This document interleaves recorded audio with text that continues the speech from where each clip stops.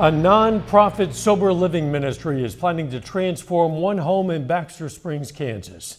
This is KOIM News at 6. I'm Dow Quick. KOIM's Amber Jenkins has more about that proposed new sober living house and some community response.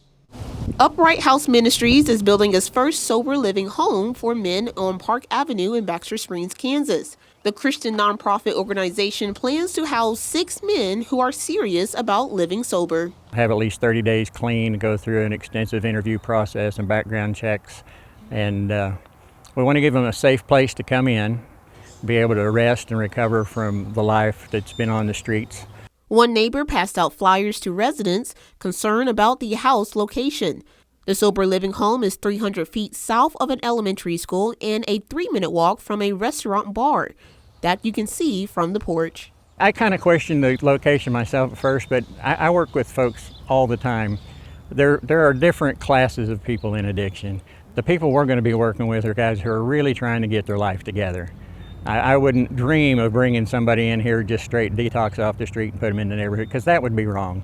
We're going to be good neighbors. Another neighbor who lives 2 houses down says he's happy a sober living house is opening up. A lot of hate talk against the house, afraid that criminals are going to be near our children, and these kind of criminals aren't necessarily child offenders, so we don't need to worry about them.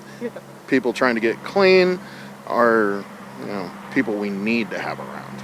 The Upright House Ministry president saw the online discussions. He wants residents to know that the 6 men living there will be serious about sober living. Folks that are getting really upset don't really understand who we're talking about.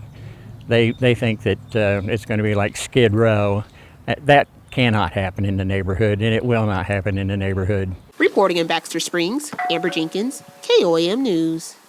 The resident who made the flyer plans to speak at the city council meeting to address the placement of that sober living home.